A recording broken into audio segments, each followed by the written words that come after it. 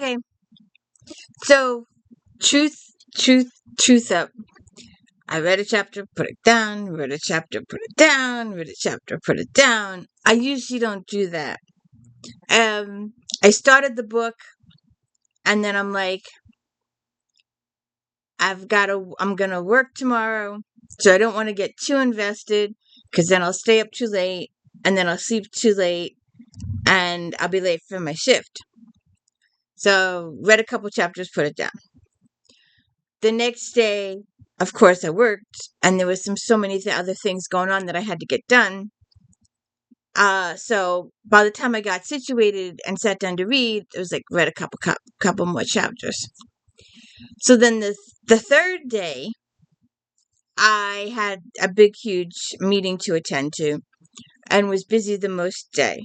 So by the time I got finished with all that, so I finally sat down and read the entire rest of the book in one sitting. But it was one of those I finished in the middle of the night situation. And usually I'll run down here and do a video in the middle of the night with my big purple sweater, hide my pajamas thing. I'm like, you know what? I'll wait till tomorrow. So here we are on day 4 or 5. Thursday, Friday, Saturday, 4. So, welcome to the D. Louise book series. I'm Christina Kairos, TINA.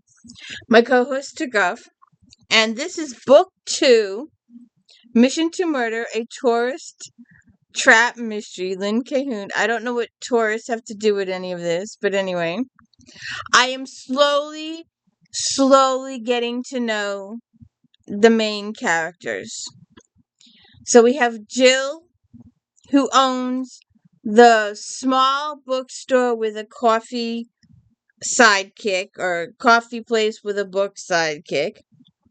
Her aunt Jackie, which her aunt, the relationship isn't there for me yet. I'm still waiting for the love to show, and I'm just not getting it. And Craig, the cop, and he's her boyfriend. And then we have Toby, who works for Craig as a cop, but he also is in need of money, so he spends half his day at the coffee shop. And because he's so good looking and hot, he draws all the women in. So the afternoon shifts with Toby are quite busy. Then we have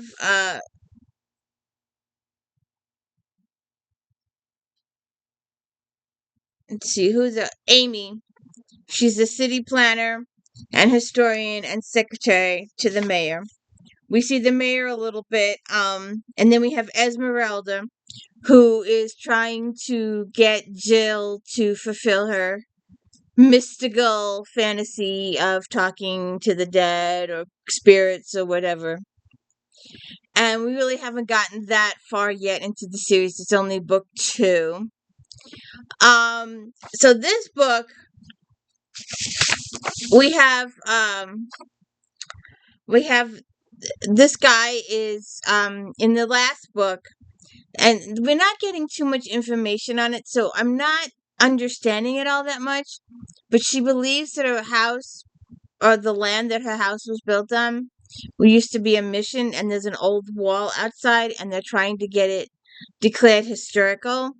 And this guy comes in and is, saying that no, she's a fake, she's a phony.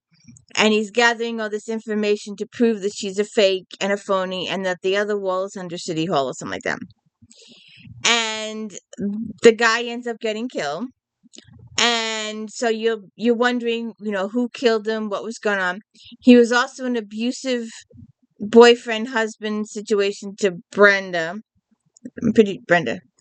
And so she's got some I don't know if it's not Stockholm syndrome or something else, but she actually escaped the relationship and was losing weight and getting therapy and all this stuff. And she sees him again, and he talks to her, and he sweet talks to her, and she's thinking about going back. And she actually comes out and says, if I go back, I will absolutely ruin my life because I've done all this and she knows it, and she's still thinking about it. I'm like, good God, get out of town, lady, get out of town. And then we have this side situation with Nick. He's one of the lady's kids. I forget which one. I'm sorry. But the whole time you're wondering, well, because the first thing was that he didn't show up for work.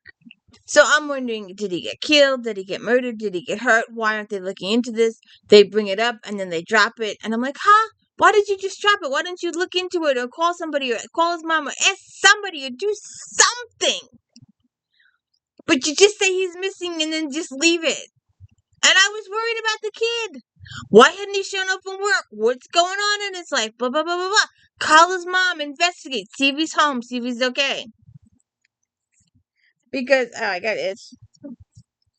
The mystery surrounding this kid had nothing to do with his, physical health anyway.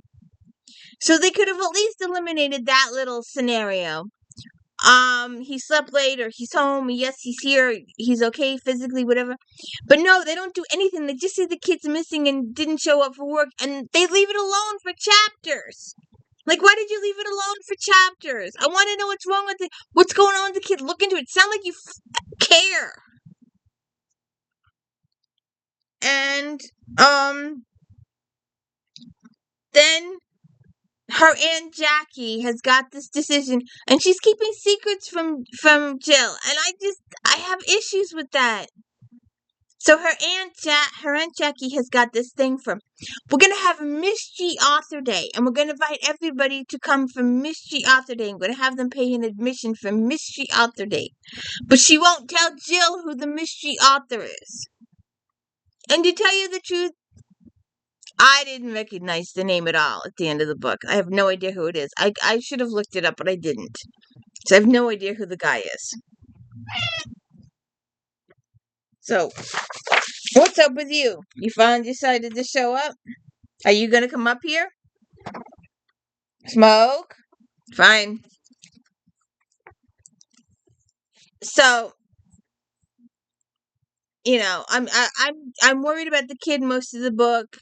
I'm worried about Brenda going back into her abusive relationship. I don't feel. I think that's my biggest problem. Is that in other books like Lindsay and the Briarcliff and even Nora Page's books, the Bookmobile books, and Alison Brooke with the library series, I felt I was involved with the characters. Krista Davis, I am in head over heels in love Krista Davis. I love these stories. Lorna Barrett, Angelica Reseda, I love those stuff. Come here. What are you doing? Well, come here. She comes over, sits at my feet, rubs my legs, runs away. Comes over, rubs my legs, runs away. Make up your kitty cat mind. What? Come here. Come here. Come here. Come here. I finally caught you.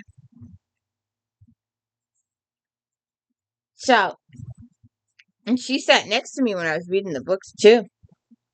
Say hi. So I'm not getting the emotional attachment that I usually get with these books. And I don't understand why Tourist Trap. We're not doing anything touristy here. We're not, there's no touristy stuff going. Maybe in later books there is, I don't know. I haven't gotten that far yet. Like I said, we're only in book 2. And I'm just slowly trying to learn the characters here. I'm trying to get to know my core cast. Mayor Baylor, I think. I might have gotten that wrong. Schmuck that he is. And then Amy and the aunt and Craig and Toby. I'm getting to know the core cast. But it's just not, it doesn't have that, I don't care about these people yet. I don't feel the relationship between Greg and Jill yet. I don't feel it. I'm not sure if there's no emotion. There's no emotion between her and her aunt. I don't feel anything between her and her aunt either. They're always keeping secrets from each other. So I don't know what's up with all that. But that's the deal there. I don't know. I got book 3 around here someplace, so I'll have to go check it out. But I don't know. I'm just not feeling it. Let me know. Oh, let me see now. So who murdered Craig is our first plot, and Jill is the prime suspect. Although Craig never even bothers, arresting her. He knows she didn't do it. What's going on with Nick, the kid? Why is he losing work and stuff like that? What's the mystery with Aunt Jackie? And who's the mysterious author coming to town? And the twisty twist at the very end of the book that you didn't see coming a mile away. You wouldn't see this coming if it bit you on the butt. Twist at the end. It comes out of left field. You were so focused on this particular plot line that this one comes around the back of your head and smacks you upside the face because you didn't see it coming for nothing. That's this twist just ping. Oh my God, where'd they come from? There was no hint about that throughout the entire book. Well, wait, maybe at the 90% part. But I wasn't even thinking the way this author went. I was thinking artifacts or faking stuff or hiding illegal goods or something. I didn't even think of what this author did. So you'll have to check it out for yourself. Have a good day.